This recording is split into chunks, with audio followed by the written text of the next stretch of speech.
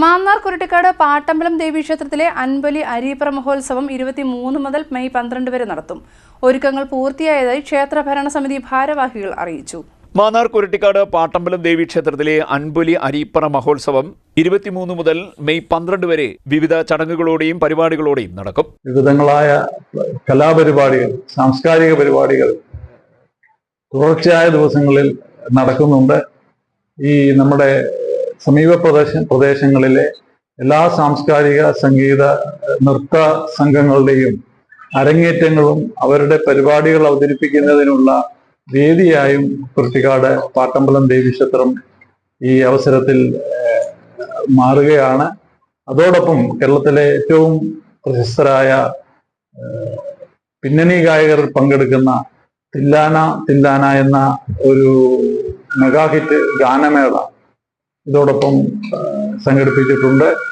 കേരളത്തിലെ ഇപ്പോൾ ഏറ്റവും തിരക്കേറിക്കൊണ്ട് നടന്നുകൊണ്ടിരിക്കുന്ന ഏറ്റവും പ്രശസ്തമായ തിരുവനന്തപുരം അജന്തയുടെ വംശം എന്ന നാടകം ഇതോടൊപ്പം ഉണ്ട്. ഇങ്ങനെ വിവിധങ്ങളായ ബാലയുണ്ട്.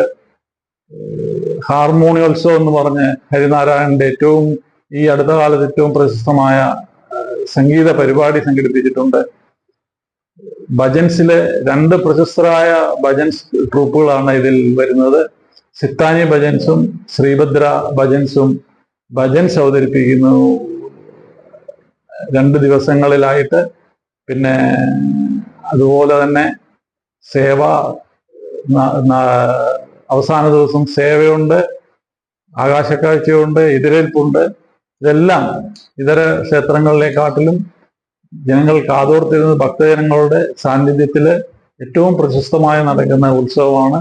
23-ന് 10ാമതേ ദിനത്തിൽ രാത്രി 7:30-ന് ദേവി പുറത്തെഴുന്നള്ളി പ്രതിസ്ഥാനീയനായ കുരുട്ടിക്കാട് തേവേരിക്കൽ മഹാദേവ ക്ഷേത്രത്തിൽ അനുജ്ഞപ്പറ സമർപ്പിച്ച് കൈനീട്ടപ്പറ സ്വീകരിക്കുന്നതിനോടുകൂടി മഹോത്സവത്തിന് തുടക്കമാകും. തുടർന്ന് വിവിധ കരകളിലായി പറയെഴുന്നള്ളിപ്പ് നടക്കും. 26-ന് ചരിത്രപ്രസിദ്ധമായ ആറ്റിൽച്ചാട്ടം ചടങ്ങ് നടക്കും. മാന്നാർ പടനിലത്ത് വെച്ച് വൈകിട്ട് 4 മണിക്ക് ശേഷവും ഏപ്രിൽ 28-ന് ചാങ്ങയിലേക്കുള്ള അനുഗ്രഹ ഓട്ടവും ദക്ഷിണ സ്വീകരിക്കലും മെയ് 12-ന് വിത്തിടിയിൽ ചടങ്ങും നടക്കും.